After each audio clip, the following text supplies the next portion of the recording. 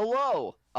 Welcome to Story Time with Tantan, or otherwise known as the Stupid Stuff Book Club. I'm Tantan the Tan Man. I'm joined here with Fun Gun IV, Hello. Ira. I'm here with B312 Buddy, and Deafening silence. of course Sad Boy Breadman, aka Hayden.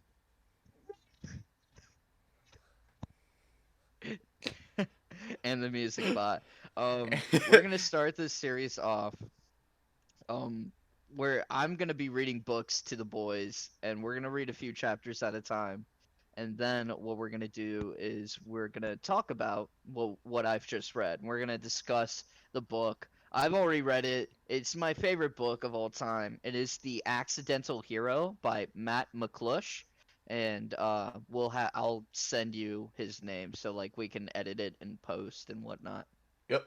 Um, it is book one of a trilogy known as the Jack Blank Adventures, and is about a orphan named Jack Blank who finds out that he's a lot more special than what most people think he is, and he comes from a magic place where all special things come from, and it's a really great book, and it's got a lot of mystery, and it's just great. So I'm gonna go ahead and start reading. We're gonna start at the very beginning. Prologue. A boy named Jack. The sign in front of St. Barnaby's home for the hopeless, abandoned, forgotten, and lost read, "Crushing the spirit of childhood since 1898." Appropriately, the words were carved in stone because it wasn't ever going to change. The faculty at St. Barnaby's turned bright-eyed children into boring adults, and they did it quickly, usually before the children finished kindergarten. Some of the kids managed to hold out a bit longer, but it was not a fun place to grow up. Not at any speed. St. Barnaby's was planted not so firmly on a stretch of swampland near the New Jersey Turnpike. Every year, like clockwork, the building sank a few feet deeper into the muck. The foundation couldn't be fixed, but new floors and taller towers were constantly being added onto the roof to make sure the place stayed above swamp level. For an orphan growing up at St. Barnaby's, staying above swamp level was about as much as you could hope for in life. From a window on what was currently the building's top floor, a boy named Jack stared out at another icy, gray morning. It was that time of year again when Christmas was already gone, the new year was already here, and there was nothing left but winter. Any holiday spirit still lingering around the orphanage was being stuffed into cardboard boxes for storage in the basement, and the drab hallways of St. Barnaby's seemed more bare than ever, now that their decorations were gone. With every box that disappeared down the cellar stairs, Jack wondered just how he was going to make it through another year in this place. It wasn't Christmas presents that Jack was going to miss about the holiday season. St. Barnaby's offered nothing beyond what little was donated, and bullies like Rex Staples always stole the good stuff from kids like Jack anyway. No. What Jack would miss about the holidays was the way people acted during the month of December. The way everyone smiled more. People were nicer everywhere, even to him. It was like having friends for a couple of weeks every year. That was important because it was the only friendship that Jack ever really got to know. In every school, there's always one kid who gets picked on more than anyone else. At St. Barnaby's, that one kid was Jack.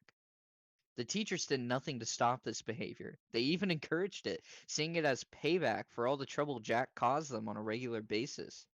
He wasn't very good at doing what he was told and following the rules. Jack's teachers often told him that was probably why his parents had abandoned him in the first place. Jack never knew his parents.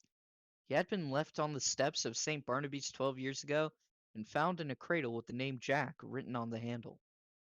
Nothing was known about him beyond his first name, and no one ever cared to ask too many questions either.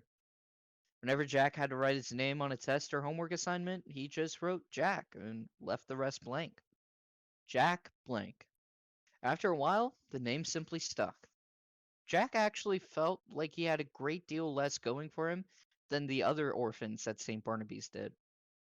None of them had any family, but Jack didn't even have a name. He had no sense of who he was, even on the most basic level. He was a blank slate, the boy with the made up name that didn't mean anything. The other orphans at St. Barnaby's had a few ideas about where Jack had come from. The latest theory was that Jack's parents were sewer mutants who threw him away because he was too ugly even for them. Jack wasn't really ugly at all, but that didn't stop the other children from calling him names like Sewer Slime, Ugg Boy, and Rex's personal favorite, Weirdo Face. No one ever accused Rex of being terribly creative or clever. Even so, the names didn't have to be clever to hurt Jack's feelings. Jack hated not knowing who he was or where he came from. He hated the stories the other kids would make up about him all the time, and he never once suspected that the truth was something that would make even their wildest stories seem boring and tired.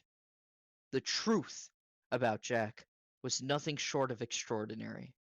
The truth was a beacon calling out to things both terrible and wonderful on the far side of the world. The truth was the reason why that icy, gray morning was the last one Jack would ever spend at St. Barnaby's home for the hopeless, abandoned, forgotten, and lost. Chapter 1, Unreal Tales number 42. Jack Blank, I know you're in there! Mrs. Steedweck's shrill voice pierced the air, hitting Jack's ears like a siren. She stood at the library door holding her yardstick. Mrs. Steedweck was a tall, spindly old lady with horn-rimmed glasses and a wound-up knot of frizzy gray hair. As usual, her face was scrunched up like she'd smell something funny and didn't like it one bit. Jack could not imagine a Mr. Steedweck existing anywhere in her past, present, or future. Mrs. Steedweck never went anywhere without her trusty yardstick. Ever. It was pretty much part of her hand. With it, she was ready to strike out at any and all knuckles and backsides within a 3-foot radius, whether they deserved it or not. Mrs. Steedweck had carried a ruler for years before a fellow teacher at St. Barnaby's finally suggested the yardstick. She tried it out once and knew right away that there was no going back. The yardstick was her weapon of choice, and she wielded it like a ninja master. Jack ducked farther down behind the bookcase. Mrs. Steedweck was bluffing. No way she knew where she was. No way. Don't make me come in there, Jack, she warned. I want you out here by the count of 3. Front and center, young man. 1. Jack held his breath as Mrs. Steedweck tapped her yardstick against the open door. She was bluffing, right? 2, Mrs. Steedweck continued. Jack cringed as she stepped through the library door and reached for the lights. 3, she said flatly. Fluorescent bulbs flickered on, and Mrs. Steedweck started searching the library. She reached out with a yardstick, banging on tables, bookshelves, and countertops. She was like a hunter, fleshing out her prey. Jack braced himself for the inevitable yardstick thwacking. Jack heard Mrs. Steedweck tap her yardstick on different surfaces. The tapping got closer and closer until Mrs. Steedweck slapped the yardstick down on a bookcase right next to Jack. Jack was certain he was caught, but Mrs. Steedweck let out a frustrated and turned storming out of the library, shutting the lights off behind her. She hadn't seen him. He was safe. For now. Jack said to no one in particular as his entire body unclenched. Jack was hiding because it was the day of a big field trip. Ordinarily, children Jack's age looked forward to field trips. Jack would have looked forward to them too if he'd been allowed to go. Every time he got on the school bus, however, it broke down, or it went too fast, or the radio would mysteriously switch stations from the news channel to rock stations, hip hop stations, and baseball games without anybody touching the dial. The teachers didn't know what these strange things were all about, but they knew they only seemed to happen when Jack was around. So, whenever there was a class trip, Jack was sentenced to stay home doing chores until the other students got back. Mrs. Steedweck had prepared an endless list of tasks to give Jack, but she had to find him first. All things considered, it wasn't the worst thing in the world to miss a St. Barnaby's field trip. It wasn't like the students ever went to cool places like planetariums or museums with dinosaur bones or anything like that. As Jack hid in the library stacks, the other orphans were heading to the Mount Dismore Maximum Security Prison. H. Ross Calhoun, the head disciplinarian at St. Barnaby's, always planned trips like this to scare the children into behaving and to show them where they'd end up if they didn't straighten up and fly right. Jack was glad to be missing this one. He was pretty sure that if he did go to the prison, Mrs. Thedwick would have chores for him to do there too. She'd volunteer him for everything, from scrubbing iron bars on jail cells to helping train the guard dogs by giving them something to chase down and chew on. Mrs. Thedwick was also planning to get a look at the prison's new electric fence and bring the old one back with her. The electric fence that currently lined the perimeters of St. Barnaby's was practically an antique that shot sparks out when it rained. All the teachers agreed it was time for an upgrade, and even a hand me down prison fence was an improvement on the current state of affairs. Jack suspected that if Mrs. Thedwick got him out to Mount Dismore, she'd put him to work carrying sections of fence out to the bus in the pouring rain. That is, unless Rex and his buddies managed to stick him in a jail cell first. Either way, it would have been a pretty bad day, so he was quite happy to be right where he was, stowed away in the St. Barnaby's library with a stack of old comic books. A few years back, the comics had been left in the orphanage donations box along with some old toys and secondhand clothes. Comic books were pretty high on the list of the banned items at St. Barnaby's and were meant to be thrown out immediately. That's what would have happened if Mrs. Thedwick had taken care of it herself. But she hadn't. She had told Jack to do it. Jack remembered that day and how excited he'd been. The comics were like no books or magazines he'd ever seen. They were old issues with faded, torn pages, but to Jack, they were bright, colorful, and crackling with energy. They had superpowered heroes, laser beams, and explosions. They had action packed words like whack, kapow, and "Arr!" Jack couldn't bring himself to throw them away. He just couldn't. Instead, he hid them in the stacks on the second floor of the St. Barnaby's library, where hardly anyone ever went. Almost all of the comics were missing covers, and quite a few were missing pages at the end. That didn't bother Jack. He was a creative kid, perfectly happy to make up whatever ending suited him. Jack figured out his own ways for Captain Courage to defeat Dr. Destructo, or for Laser Girl to escape the warrior women of Planet 13. He drew them on notebook paper and stapled them into the comics. Came up with all kinds of wild ideas like dimensional doorways, time traps, freeze ray reversers, and more. Jack loved the comic book world. He felt at home there. He could imagine himself standing shoulder to shoulder with heroes and believe that there was something spectacular out there in the world, that amazing things could really happen. Jack would hide out up in the library with a stack of comics and a flashlight for hours at a time, completely forgetting the grim lessons of his teachers at St. Barnaby's. Alone in that library, Jack learned new lessons. Lessons about justice, honor, and courage, about standing up for the little guy and doing what's right. These were the hallmarks of a hero. These comics were Jack's true teachers, and they never told him to grow up or stop dreaming. Once Jack was absolutely sure that Mrs. Thedwick was gone, he took the comics out of their hiding place. What was he going to read today? Jack had already read each comic at least a dozen times or more. It was all a matter of finding the right comic for his mood. He skimmed through the options. Chi, the Super Sensei Ninja Master, was taking on the evil Ronin assassins in the pages of Sun Clan Warriors. Jack set that one aside, a definite possibility. The medieval adventures of barbarian kings were waiting for Jack in the pages of the mighty Hovarth. Hovarth wasn't really one of Jack's favorites. Eventually, Jack settled on Unreal Tales number 42 and the escapades of the spacefaring hero called Prime. It was one of the rare comics in Jack's collection with the covers still intact.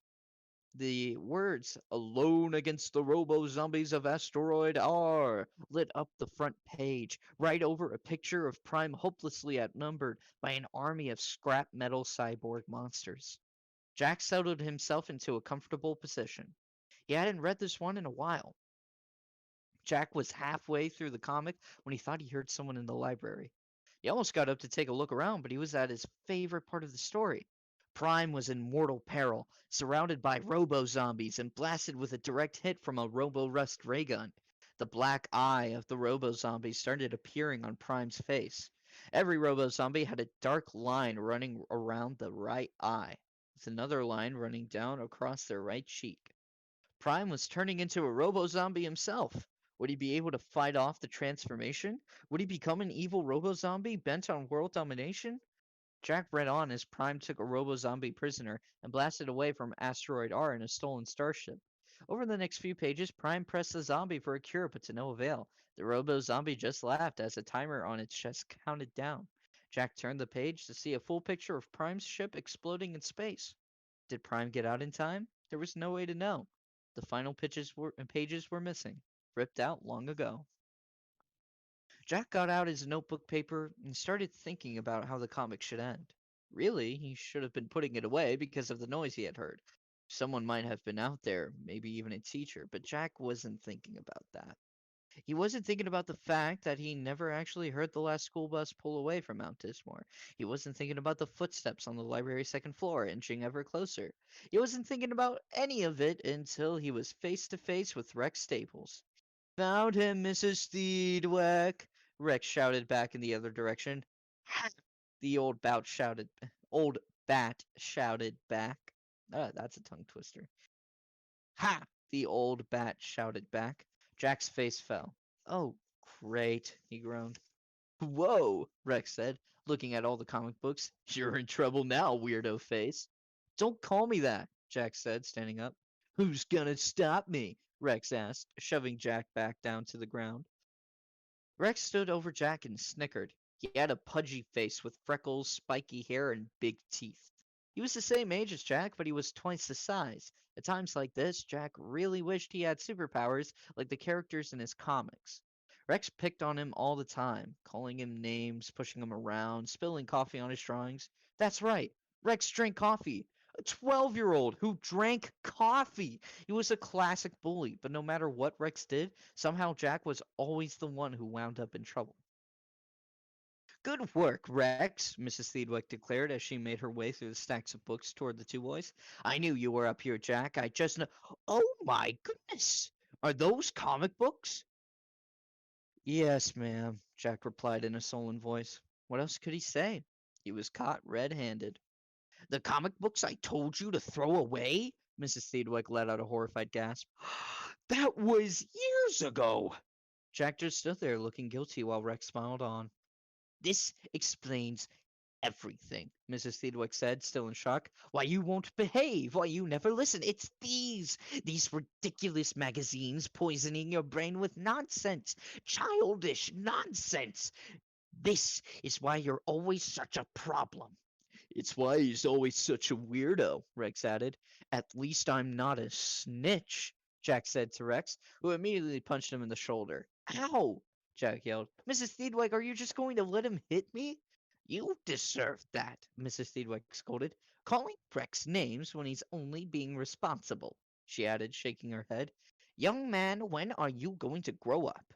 "Grow up?" Jack said. "I'm only 12 years old."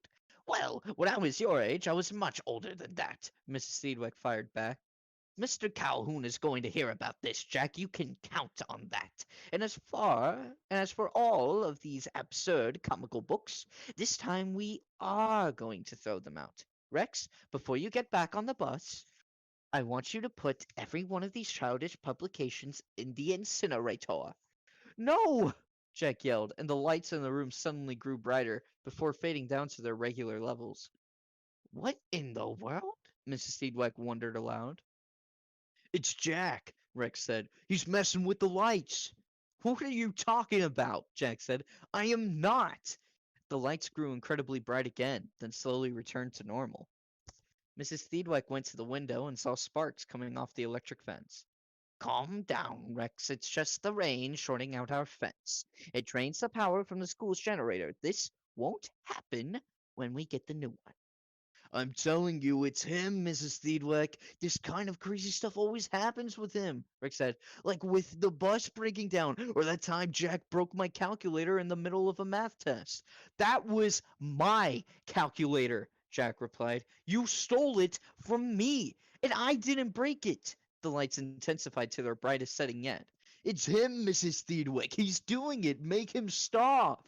I'm not doing anything, Jack said, raising his voice for the last time as the light bulb above them surged with power until it blew out with a crash. Oh! Mrs. Thedwick screamed as broken glass rained down. Jack, that's enough. Whatever it is that you're doing, stop it. But I didn't do anything. Mrs. Thedwick, please, don't burn up my comics. Jack pleaded. I'll do whatever you want. I'll do chores all day. All week, even. Oh, I know you will, but the comics are getting burned either way. Rex, gather up every last one and then get on the bus. Jack, you have chores to do, but first things first. Mrs. Thedwick took out her yardstick. Jack knew what would come next. When Mrs. Thedwick was through with him, Jack was pretty sure he wouldn't be able to sit down for at least a week. That wasn't the worst part of his punishment either. The worst was that there were so many comics that Rex couldn't carry them all. Jack had to help him take them down to the incinerator. He had to help burn up his own comic book collection in the furnace. Watching those books go into the fire was the absolute worst. With the other kids finally off on their class trip, Jack was left alone in the basement, or what was currently the basement, bailing out water to stem the tide of the swamp. When he was younger, there used to be classrooms down here. Now the basement was surrendering to the marshlands, slowly sinking a little more each year. Jack hated that creepy, slanted basement with its floor tilted on an angle. The basement was nothing more than a long, thin, warped hallway. The high end of the tilt was dry and the low end was wet. Jack thought of the low end as the deep end, because all the way down at the end of the hall was a pool of water around a stairwell leading to the floor below, a floor completely submerged in swamp water. The basement smelled of moisture, mold, and mildew. It was dark, too, since it wasn't safe to use electricity on a floor that was almost halfway below swamp level. The only sunlight that crept through the windows was a combination of dim rays that either climbed above or dove below the swamp water outside. On a gray morning like this, there was almost no light at all. Excuse me.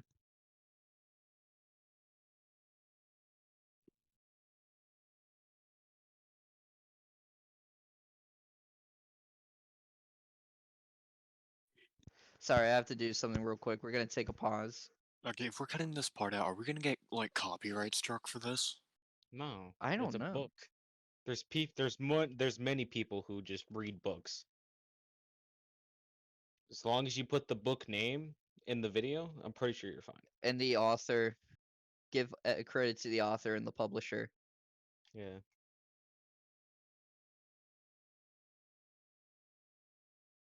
Here.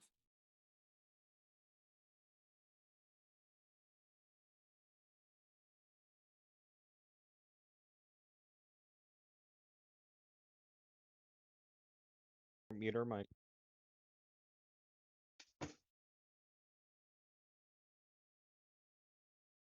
All right. Let me just get the book open. All right, where were we? It was on a gray morning like this. There was almost no light at all, making the whole place look like a ghost school, with empty desks scattered about each room, unsolved equations left on the chalkboard, and lonely art projects still taped to the walls. Jack navigated the puddle-ridden basement in squishy shoes. Splish, splash. Splish, splash. He had a bucket to carry water from the deep end of the floor up to the shallow end. Back and forth he made his way across the basement, up the tilted floor to the dry side, where he would climb a rickety wooden staircase that led to a window by the ceiling. Once he got there, he'd dump a bucket of green water outside and go back to do it again. He was supposed to keep going until the floor was dry. Splish, splash, splish, splash. It was no use. Swamp water seeped in everywhere. It was a never ending job. One way or the other, Jack always ended up doing jobs like this as punishment for something. These days, it was usually punishment for something he did, in fact, do. There was a time when he used to keep his head down and try to follow the rules, but he found out that didn't work at a place like St. Barnaby's. Not for him, anyway. Even when he did what he was told and played the part of the model student, he always managed to get in trouble with the teachers for some new rule he had broken or was suspected of breaking. It was no wonder he started sidestepping the rules whenever he could, like hiding from Mrs. Steedwick to dodge chores or stashing the comic books in the library. Sometimes it worked out and sometimes it didn't. This time it didn't. While he worked, Jack thought about what had happened. Sorry, kind of lost my train of thought there. Uh, while he worked, Jack thought about what had happened with the lights in the library. He had to admit, weird stuff like that did happen a lot, like the calculator incident Rex was talking about. Jack remembered it well. It was the day of a big math test, and Rex had forgotten his calculator, so he stole Jack's. Jack was so mad, and then the calculator fried itself 2 minutes later. The look on Rex's face at that moment was almost worth losing the calculator, but Jack didn't have anything to do with it breaking. How could he have? Jack's ponderings were cut short just as he was emptying a pail of water out the window. He heard something behind him, something way back on the deep side of the floor. A sound almost like bubbles, a sound like something that was coming up from the water. Hello? Jack called back from the window. There was no answer. Jack waited a minute, then tried to shake it off. Probably just some air bubbles, he told himself as he started back down the stairs. No big deal. Then he heard the dripping. Heavy dripping. Like water running off a person's body onto the floor. Like a large person stepping out of a bathtub. Or a swamp. Hello? Jack called out again, a little more scared this time. Is anyone down there? The reply was footsteps. Watery footsteps. From all the way down on the dark side of the basement. Splish, splash, splish, splash, splish, splash. There was no question about it. Somebody was definitely down there. Jack walked with his pail to the flooded side of the basement. He stood at the doorway of a waterlogged classroom. Who's down there? Jack called out with all the courage he could muster. Again, he heard footsteps. Splish, splash, splish, splash. The sound was coming from another room down the hall. Jack's first thought was that Rex and his cronies were messing with him, but everyone was supposed to be out on the field trip. So who was down there? Slowly and carefully, Jack walked after the footsteps, following the sound. He was sure the noise was coming from a classroom down near the deep end of the hall. He followed the noise to another warped doorway and looked inside to find dead, quiet, and an empty room. He checked a few more rooms, but found nothing each time. The footsteps were gone. Jack decided it was just his imagination. He filled his bucket with water and started back toward the rickety wooden staircase on the dry side of the floor. A door shut behind him. Jack turned around with a jump and dropped his bucket. An old, creaky door, dragging several inches of water with it, had just closed itself at the end of the hall. This was not his imagination. Most of the classrooms were connected by interior doorways, so Jack had no way of knowing which door had just mysteriously shut. He stared down the hall looking for a clue. The dim light from the windows flickered ever so slightly off the surface of swirling water at the very end of the hallway. Something was down there. Jack picked up his bucket and started inching down the corridor into ankle-deep water. The closer he got, the better he could see the water churning about, like someone had just slipped beneath its surface. He reached the stairwell, the very place where the swamp was flooding in from below. A lone banister was all that remained to mark the location of the staircase. It reached out from the murky depths in a futile gesture to escape the swamp. Jack sloshed through smelly water to the open doorway at the stairwell. It was a doorway to both the staircase below and the depths of the swamp. Jack was scared enough to keep his distance, but curious enough that he had to find out what was down there. If Jack had known what was lurking below the surface, he would have run the other way as fast as his feet would take him. That wouldn't have mattered, though. It followed him this far already. It had followed him across the swamp, up through the lower levels of St. Barnaby's and right up to the basement stairwell where it could feel Jack's presence. It was so close, just on the other side of the water. The time had come.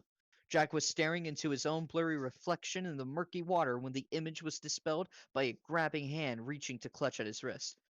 Ah! Jack yelped, backing away so fast that he tripped on his own feet. He hit the ground with a splash. The hand that had grabbed at him disappeared back below the water's edge. What was that? From the ground, Jack watched, trembling, as the rest of the thing emerged from the deep. It looked like a heap of scrap metal. It smelled of mildew and rust and a random collection of corroded metal plates. But it wasn't random. Not really. Wires, nuts, and bolts were sticking out everywhere, and the rising pile of waste looked like garbage left over from the construction work that was always being done around St. Barnaby's. That garbage was routinely dumped in the swamp, but this garbage was forming the shape of something. The shifting mass lurched forward out of the pool of water in the stairwell. Jack got a good look. What he saw was impossible. The mass was dark gray everywhere except for a shining red light in the center of what was apparently becoming a person's chest. A newly formed neck raised a newly formed head, and on that head an eye blinked open. An eye with a black mark running all the way around it, and a dark line running down from its inside corner. The creature was exactly like one of the aliens Jack had just read about in his comic books. He was looking at a robo-zombie. Jack shivered in place, letting out a stuttering burble of shock. Frozen with fear, his mind tried to tell him he was seeing things, that none of this was possible. The robo-zombie opened its mouth to speak, and a mechanical noise poured out, screeching through the air like choppy analog ringtones and static. Jack screamed and threw his bucket at the mechanical beast. It was all he could think to do. The robot caught the bucket and crushed it in its left hand. It tossed the bucket away and slowly advanced on Jack. Frantic, Jack scooted himself backwards, still on the ground. The lights in the basement were coming on. Just like before, they were starting out low and gradually growing brighter. This was impossible, Jack thought. Then again, he was staring at a 7-foot robot that had just climbed out of the swamp. So what did impossible really mean, you know? Sorry, I lost my page. So what did... Then again, he was staring at a 7-foot robot that had just climbed out of the swamp. So what did impossible really mean? The light intensified. The robo-zombie noticed the lights as they reached their height of brightness and sparks shot out of the sockets. The power to the lights was supposed to be off because it wasn't safe.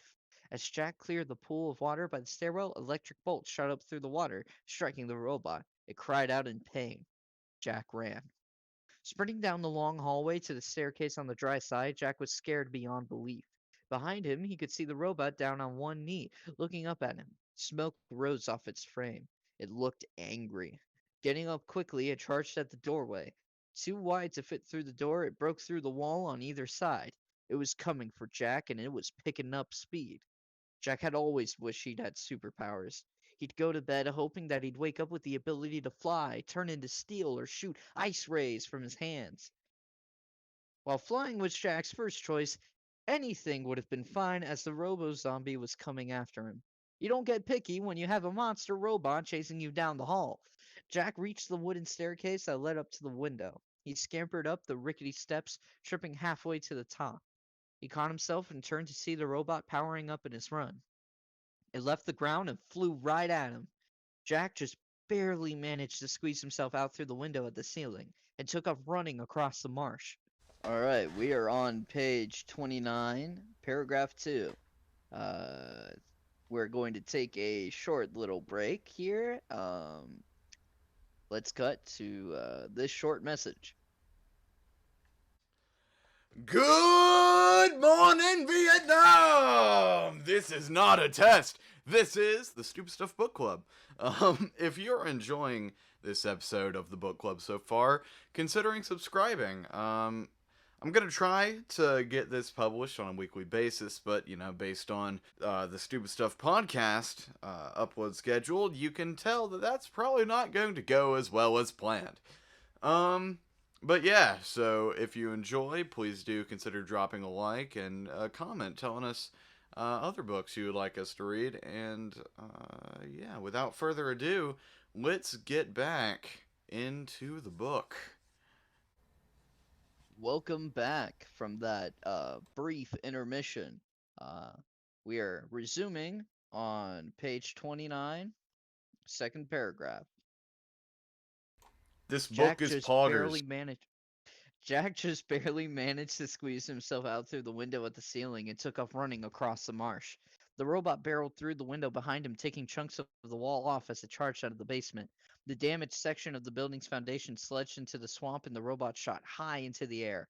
The robo-zombie circled around in the sky, looking for Jack.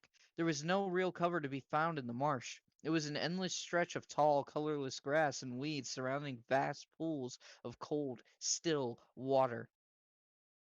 The drab landscape was interrupted by a few trees and rocks planted here and there, with long half-barren hedgerows winding in between. Everything was beige and tan. Everything looked dead. With the robot up in the air, Jack knew he would be easily spotted running through the grass. In fact, any movement at all was sure to give away his position. Jack was scared to death, but somehow managed to keep his thinking straight. He, s- he stayed perfectly still and ducked down below the reeds. 100 or so feet away, the tall grass fluttered. The robot zeroed in on it immediately and swooped down from the sky. Diving like a torpedo, the robot hit the earth with a slam. Jack shook in his hiding place as a gaggle of ducks scattered off in a dozen directions, quacking up a storm. The robo-zombie remained on the ground, swatting at the ducks. Jack ran. He ran hard with all the energy he had. All of it. Pure supercharged adrenaline and fear powered his legs as he ran blindly through the thin stalks of grass. The freezing water was past his ankles, but he ran as fast as he could and didn't dare look back. He plowed ahead through the marsh, and then suddenly he slammed right into the electric fence. Jack bounced back with a shock. The robot heard him. Jack looked across the marsh and locked eyes with the iron brute. It was coming for him. Unable to climb the fence, Jack just kept running. It was still raining outside, and sparks flew off the electric fence as he ran alongside it. From behind him, he heard two saps from the electrical fence and then a third, louder noise. Whoa! Jack yelped as he ducked behind a tree. That last sap was no spark from the vents. Some kind of laser blast had just missed him. The robot was fast approaching. It was taking shots at him as it came. The first two blasts disappeared in the murky water to Jack's left and right, and the third one struck the trunk of his tree, splintering it in two. Jack kept running through bushes and weeds trying to get away, but it was no use. The robot was closing in, screaming its static-filled battle cry and firing shot after shot from its wrist cannons. Eventually, Jack cleared the swamp, exhausted and with no energy left to keep going. He reached a dead end penned in by the electric fence at the edge of St. Barnaby's property. There was nothing there but the orphanage's power generator out back by an old shed. Jack hid in the shed, hoping to escape. It wasn't happening. No sooner did he get into a good hiding place than the shed's roof and walls were ripped off the ground. The robot threw them away and hovered menacingly over Jack. It trained its arm, ready to blast him into oblivion. Jack sat there shivering, wondering what he'd done to make a monster from his comic books come to life and try to kill him. What do you want? Jack screamed at the monster. Why are you after me? There was no answer, but the monster paused. It was almost as if the iron beast that chased him all this way was now struggling with the thought of killing him. This came as no comfort to Jack. He was still terrified, and his heart bounced around in his chest like a racquetball. What he didn't realize was that the faster his heart rate beat and the more scared he became, the faster the power generator across from him seemed to run. The generator was big enough to light the entire orphanage and power the electric fence. The robot was hovering right over it.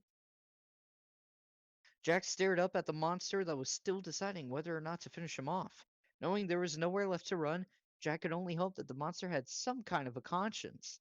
As the robot primed its wrist cannons, Jack could see that the evil thing intended to complete its mission. Meanwhile, the power generator below the robot was redlining. Mechanical whir grew louder and louder, faster and faster, until first one bolt popped, and then another, and another. By the time the monster finally noticed that the machine below him was bursting at the seams, it was too late. The explosion was incredible. It rose up in a ball of orange and black flames, a vigorous blast that engulfed the robot in a blazing conflagration. Within that blast thundered a second explosion that knocked Jack off his feet. It was like something out of an action movie that Jack wasn't allowed to watch, or the comic books he wasn't allowed to read. The heat from the flames blew into Jack with a draft of sizzling air. The smoke set Jack into a coughing fit, but he didn't mind. He was actually pretty darn happy. The warm gust of air that hit his freezing body couldn't have been more welcome if it had come from an oven filled with freshly baked chocolate chip cookies. When the smoke cleared, Jack still had no idea what had happened, but he could see the destruction was total. A huge smoldering hole in the ground and some burned out chunks of metal were all that remained of the power generator. It was a good thing St. Barnaby's was getting a new electric fence for free, because the new generator they were going to need wouldn't be cheap. And there were no identifiable pieces left of the robot that caused all this mess. The generator had blown up and taken all of the robot with it. Jack sat down in shock and waited in the rain for someone to come and yell at him. He knew no one was going to believe this. Chapter 2: The Emissary. H. Ross Calhoun was far too angry to even look at Jack. The head disciplinarian stood facing away from him, staring out his office windows with his hands clasped behind his back. Jack could still see the smoke from the explosion on the horizon. "Let me get this straight," Calhoun began. "You didn't destroy the power generator and cause thousands of dollars worth of damage. An evil robot that came out of the swamp in the basement did it. Do I have that right? That's your story?" Jack was sitting on the other side of an enormous oak desk. "It was a robo-zombie," he replied meekly, "from Asteroid R." Calhoun sunk into his desk chair with a heavy sigh. He was a grim older man with a serious face, a crooked nose, and fiery black eyes. It was a known fact that he had only smiled 4 times in his entire life. This was not one of those times. Calhoun's intense eyes were closed and he rubbed his temples. The whole ordeal gave him a headache. "The situation is worse than I thought," he said at last. Jack didn't want to know what Calhoun was planning to do with him. This was a man who had once petitioned the Board of Trustees to change the name of the orphanage to St. Barnaby's Ward for the hopeless, abandoned, forgotten, and lost, simply because he thought the word home sounded too soft. "Basically, what you're telling me is that either you are a liar or you are, in fact, mentally ill," Calhoun stated. "Or I'm telling the truth," Jack offered as an alternative. "Mm-hmm," Calhoun said. "Criminally insane would be another option, I suppose. I can't say I'm surprised. It's your own fault that you're delusional. Mrs. Steedweck told me about the comic books." "What have comic books got to do with anything?" Jack asked. "This," Calhoun began, "is the exact reason I banned that type of subversive material in the first place. Robo-zombies? Laser beams? Your brain has been bent by impertinent pulp. Clearly, you can no longer tell the difference between fantasy and reality."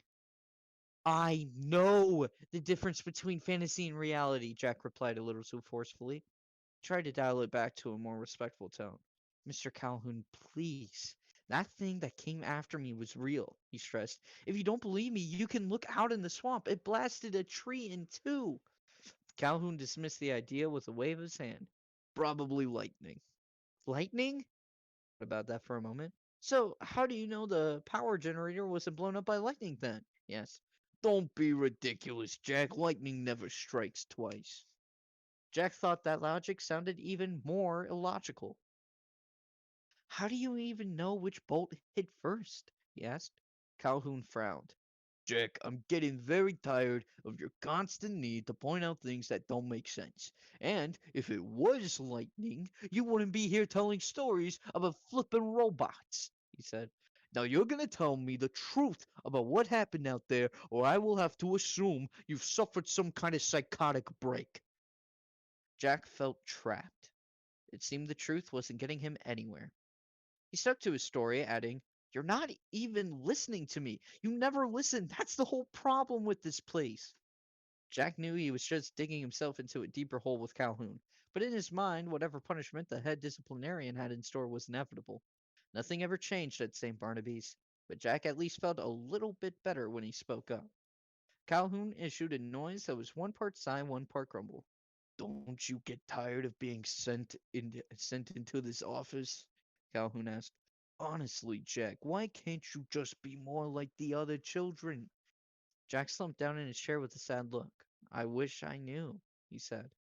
"Young man, you'd better start thinking about your future," Calhoun warned. He took out Jack's permanent record. "I know your test scores showed your potential to be fairly limited, but if you don't start living in the real world, you won't even live up to that."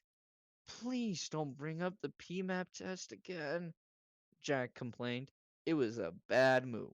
Calhoun revered standardized tests. He was already angry, and disrespecting his precious tests only made it worse. "Jack blank. That test happens to be the standard by which children's futures are decided all over the world. Your contempt for this office and this institution are bad enough, but by God, you will respect the National Association of Tests and Limits." For Calhoun, standardized tests were beyond reproach. They made his life so much easier. They made it possible for him to discover everything worthwhile about a child without lifting a finger. When Calhoun put a Scantron sheet into a grading machine, he didn't get a test score back. He got the truth. Absolute truth. How smart a person is. How far they could go. What their life would amount to. It was all there in little black dots made with a number 2 pencil. The most important test of all was the Potential Mapping Test, or PMAP for short. It outlined the ideal career choice for any test taker, covering everything from astronaut to toilet brush cleaner. Jack's test score didn't exactly put him on the fast track. "I don't want to be a toilet brush cleaner," Jack said with conviction. "Nobody wants to be a toilet brush cleaner, Jack, but that's all the PMAP said you could handle. I don't know what you want me to do about it." "I've never even heard of a toilet brush cleaner," Jack argued. "Don't people just go buy new brushes when they need them?" "And simply throw out the old ones?" Calhoun scoffed. "How wasteful! Don't you care about the environment? Okay, then why can't people just clean their own toilet brushes?" "Don't be disgusting," Calhoun replied. "That kind of activity is best left to professionals like yourself." "But I don't want to do that," Jack protested. "Can't I just figure out what I want to be by myself?" "Don't be ridiculous," Calhoun said, closing Jack's file. "The PMAP test has already assigned you a job. Your future is what it is, and that is that. The sooner you accept that, the better off you'll be. Like your friend Rex. He's a perfect example." "Rex?" Jack asked. "Rex isn't my friend. He beats me up every day." "Right, that's the boy," Calhoun smiled. "I believe his test showed he would excel as a hired muscle for some manner of criminal syndicate. Do you see him complaining? No, he's embraced that career path. He's taken to it like a duck to water." "And you think that's a good thing?" Jack asked, baffled. "I'll allow that it's not the proper way to make a living, but once a boy with Rex temperament gets his foot in the door of an organization like that, well, you just know that he's going to go straight to the top. That Rex is going to put St. Barnaby's on the map," Calhoun stated with pride, "unlike yourself, who seems determined to blow us off of it." "I'm telling you, it was a robo-zombie. Yes, I know," Calhoun said, rolling his eyes. "Jack, you leave me no choice. Either you're lying or you're mentally unbalanced. In either case, you're a danger to everyone here, and I can't give you any more chances. I'm drawing up papers to have you committed." "Committed?" Jack repeated. "Are you crazy?" "This is what psychoanalysts refer to as transference. You're the one who's crazy. That's why I'm sending you away." "I'm afraid I can't allow that," a voice called out from the door. Calhoun looked up in surprise, and Jack spun around to see a man who had entered the office without knocking. But this was the type of man who didn't need to knock. He had an air of flashy confidence that opened doors all by itself. He was a tall, handsome young man with short black hair who somehow managed to look both official and cool at the same time. In his jet black suit and shiny tie, he looked like he was equal parts Hollywood and secret agent. Jack had never seen him around St. Barnaby's before. Who the devil are you? Calhoun demanded. Agent Jason Knight, he said, flashing a badge and quickly putting it away. I'm with the government, Department of Departmental Affairs. Who? Calhoun replied. Department of what? We heard about the incident here this morning, Agent Knight continued, ignoring the question. It's a very serious matter, very serious indeed.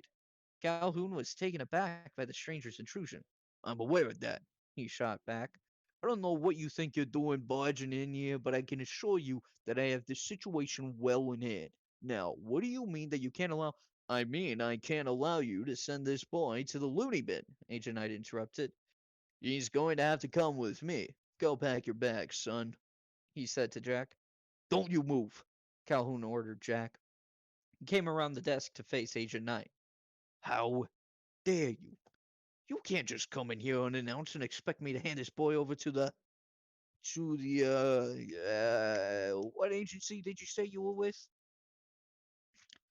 Not an agency, a department, Agent Knight corrected. The Department of Departmental Affairs. We're a division of the divisional office. A division of the what? I'm trying to help you, sir, to protect your way of life. We've been watching this boy for a while now, and he's been trouble for quite some time, Agent Knight said firmly. It was an assertion that Calhoun heartily agreed with, Jack knew. Well, now he's causing explosions on American soil, and that means I have to deal with him before he threatens the security of our great nation. Me? Jack asked. Quiet, Jack, Calhoun ordered. That's all well and good, Agent Knight, but I've never heard of. Oh, you've never heard of us? Agent Knight cut him off. I'm sorry, I thought you were in charge here. He continued in a patronizing tone.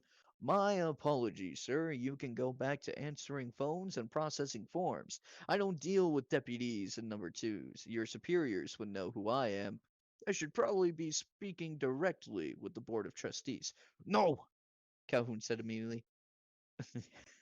No, I am in charge here, and of course I've heard of the Office of Divisional Departments. He adjusted his tie nervously. I remember now, that's not the point. The point is there are rules for this kind of thing. Regulations, paperwork. This boy's not going anywhere until you tell me to what end and for what purpose. Agent Knight sighed. He's being deported, he reluctantly revealed. For the 5th time in his life, H. Ross Calhoun smiled. Jack, Calhoun said, go pack your bags. When Jack was finished packing up all his worldly possessions, process that took less than 10 minutes, Agent Knight wanted to inspect the blast site where the generator once stood. Calhoun insisted on coming along to make sure Jack did no further damage to school property. I don't know what you're looking for, Calhoun said as Agent Knight sifted through the wreckage. Any fool can plainly see that there's nothing salvageable. I'm sure you can plainly see that, Agent Knight replied. I, on the other hand, am looking for something a bit more out of the ordinary. You mean like a robo-zombie? Jack asked. Agent Knight said, staring down at a curiously high-tech piece of debris. Before Jack had a chance to say anything, Agent Knight smashed it to bits with his bare hand. Good Lord, man, what are you doing? Calhoun demanded. Agent Knight ignored him as he continued around the area, taking anything that looked even remotely like Jack's robot and pulverizing it completely. There we are, Agent Knight finally announced, clapping the dust off his hands. We're through here. He walked off without another word. A mortified Calhoun and a very confused Jack followed closely behind. They got back to the main gates just as the school bus was pulling in on its return from Mount Dismore. That's it then, Mr. Calhoun, Agent Knight said. Thank you for your cooperation. With any luck, this boy will never see you again. Don't you mean with any luck I'll never see him again? Calhoun said. Agent Knight smirked. Right, that's it. Sure. Mrs. Theedweck and Rex stepped off the bus in time to see Jack getting into a very new, very expensive sports car with Agent Knight. Hey, where's Weirdo Face going? Rex asked.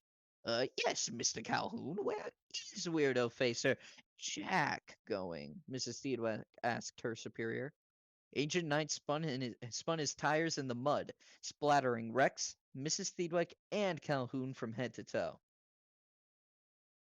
He's going somewhere far away from here, he said, leaning out the car window, and with that, they were off. Jack absolutely loved the sight of his mud-covered teachers and bully. He didn't know where he was headed, but he knew anywhere was better than St. Barnaby's. From the look on Rex's face, he knew it too. I'm not gonna lie to you, Jack, the agent said as they pulled out of the main parking lot and onto the highway. I really enjoyed that. It didn't take a master detective to see that there was something funny about Agent Jason Knight. A few things, actually. For example, when Agent Knight had flashed his badge back in Calhoun's office, Jack had noticed that he'd spell his name Jason. That was a little odd. Also, when the agent had been breaking up the wreckage out by the power generator, he had seemed way stronger than any man his size had a right to be. But the strangest thing of all about Agent Jason Knight was what he did when Jack told him about the comic book alien that had attacked him that morning. The agent believed him. Jason listened to Jack's entire story and didn't question a thing. Didn't call him a liar, and he didn't call him crazy. Instead, he told Jack that he'd show courage. He said he was impressed with Jack. No one at St. Barnaby's had ever said anything like that to Jack before. He certainly didn't expect it from somebody who was supposedly there to kick him out of the country. As they drove away from St. Barnaby's, Agent Knight dropped another bomb. I should probably tell you, he began. I'm not really an agent with the Department of Departmental Affairs. To be perfectly honest, there's no such thing. I haven't used that line in quite a while, but Mr. Calhoun back there seems like the right type for it. Challenge his authority, and he'll do anything to show you he's the boss. People like that will buy any story. The more ridiculous it is, the fewer questions they ask. So I'm not really getting deported then? Jack asked. You are and you aren't, Jason replied. Trust me, Jack. This is the best thing that ever happened to you. When Jack had finished trying to process everything, he was still pretty much baffled. Finally, he asked the big questions. What's going on here? Who are you? Where are we going? Agent Knight smiled. My name is Jason Knight. I'm an emissary of a secret country. The place you come from, actually. I'm taking you home. Home? Jack asked. You know where I'm from? I'm pretty sure I do. I thought I was born here in Jersey. Jason shook his head. I don't think so. There's only one place in the world where power like yours comes from. I'm taking you to the imagination. Jack looked back at Jason like he was a few scoops short of a sundae. The imagination? No, Jason replied. The imagine nation. Let me guess, you've never heard of it. Jack shook his head and Jason shrugged. I'm not surprised. It's only the biggest secret in the world. A secret country on a secret island hidden out at sea. It's the most amazing place you can possibly imagine. A refuge for the extraordinary, filled with superpowered people, aliens, androids, medieval knights. Wait a minute. Superpowered people? Jack repeated. You mean like in the comic books? I mean like in comic books, movies, TV shows, Saturday morning cartoons, you name it. It's all there. All the wild and fantastic things you can dream up are just reflections of the imagination, Jason said. Emissaries like me go all around the world, seeding it with little pieces of our home. We leave breadcrumb trails, hints, and clues about it in all kinds of places. Sometimes we do more than that, though. Every now and then, we bring somebody back with us. Jack studied his strange driver for a moment. Why? Why me? He asked. Don't you know? Jason replied. Come on, I'm sure you can think of a reason or two why you might be at home in a place like the imagination. No, not really, Jack said. He was lying, though. He had something of an idea why. It was sitting way in the back of his mind, but it was there. Jack dismissed it. It was crazy. It wasn't a real possibility. Jason nodded. Okay, he said. That's fine. I guess that robo-zombie this morning blew up all by itself then. That was the power generator, Jack corrected him. I didn't have anything to do with that. Of course not, Jason countered with a smirk. What was I thinking? Jason continued driving. Jack didn't know what to think of all this. This guy couldn't be saying what he thought he was saying. Could he? Everything was happening so fast. Jack spent so much of his life dreaming about leaving St. Barnaby's, but when he fantasized about his future, it always seemed so far away. No one ever thinks their future is going to start today. Besides, those were just dreams anyway. Jack had no shortage of crazy dreams, but regardless of what had happened that morning, he wasn't so sure he ever really thought they could come true. It's up to you, Jack, but I hope you can believe me, Jason said. If not, this is going to be a real short trip. If you want to go to the imagination, there's one very important rule. You have to believe in it first. Jason pulled the car off the highway, taking the exit toward the harbor. Down on the docks, he parked right in front of a huge no parking sign next to a row of private yachts. A man in a red jacket watched Jason as he stepped out of the car. Sir, you can't park your car there, the man said. Park it wherever you want, Jason said, tossing the man his keys. It's your car now. Jason scooted Jack off in the direction of a 64-foot yacht at the end of the pier. They walked through a metal detector that rang out alarms as Jason walked through, but the man in the red jacket paid it no mind.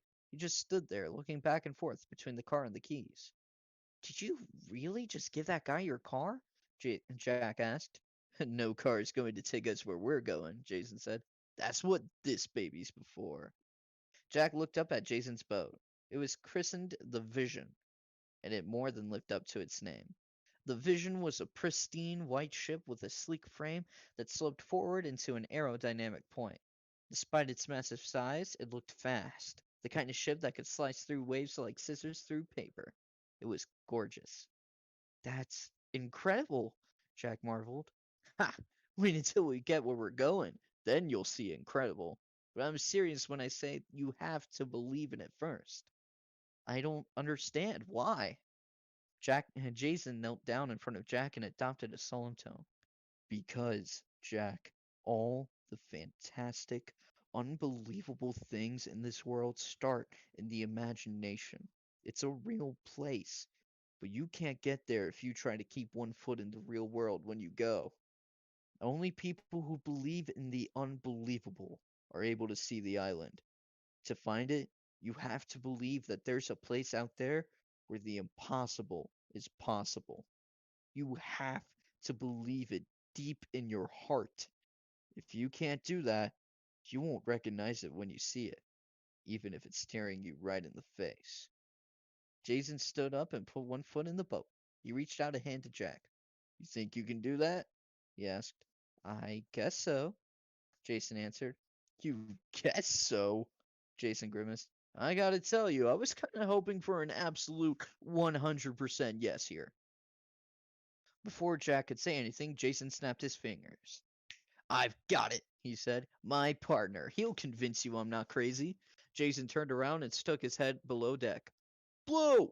He shouted. Get up here! Time to get this show on the road. About time, a deep, booming voice called back. I was getting ready to leave without ya. Who's that? Jack asked. That's my partner, Blue, Jason replied. He's a cop. As the owner of the voice made his way upstairs, Jack saw that he was nothing less than a giant. The entire boat rocked from side to side as Blue walked up the steps. When he opened the door to exit onto the deck, he could barely fit through it.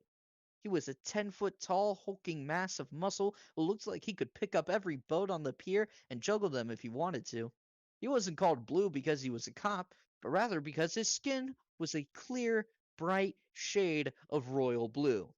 What's going on, little man? Blue asked Jack. You coming with us or not? Blue put out a fist for Jack to bump. The only bump Jack returned was the one where his head hit the floor. One look at Blue, and he fainted straight away. This is the end of episode 1 of story time with Tune in Tan. later tonight for Tan gives us all bedtime stories. Yo! Tan bedtime stories. Bedtime pog. Um, Snuggling with the boys isn't gay, anyways, I promise. locked eyes with the Iron Brute. It was coming